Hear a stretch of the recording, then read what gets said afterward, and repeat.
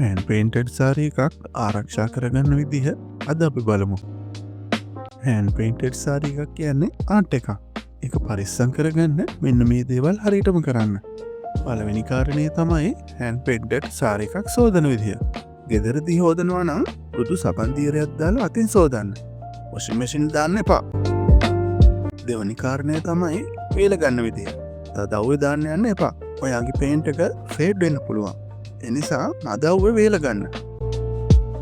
තුන්වෙනි කාරණය තමයි අයන් කරන විදිහ. කවදාවත් පේන්ට් එක උඩින් අයන් කරන්න යන්න එපා.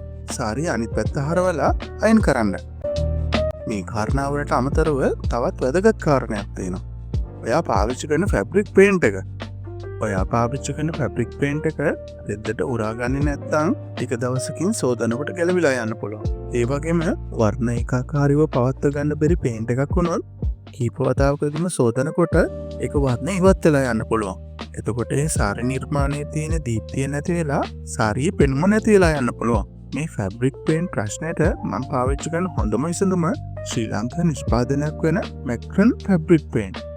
මැක්‍රන් ෆැබ්‍රික් පේන්ට් වලට පුළුවන් තීන්ත රෙද්ද තුළටම කාවැදිලා දීර්ඝ කාලයක් දීප්තිය ඒ ආකාරයෙන්ම රඳව ගන්න. ඒ වගේම තව කාරණයක් තමයි මැක්‍රන් ෆැබ්‍රික් පේන්ට් වලට පුළුවන් රෙද්ද ස්වභාවයටම නම්‍යශීලී වෙන්න. ඒ නිසා තද ගතියක් නැතුව රෙද්දට ගැලපෙන විදිහට හැඩයක් දෙන්න මේ මැක්‍රන් ෆැබ්‍රික් පේන්ට් වලට පුළුවන්. ඒ නිසා මම ඔයගලන්ට නිර්දේශ කරන්නේ ශ්‍රී ලංකා නිෂ්පාදනයක් වන මැක්‍රන් ෆැබ්‍රික් පේන්ට්.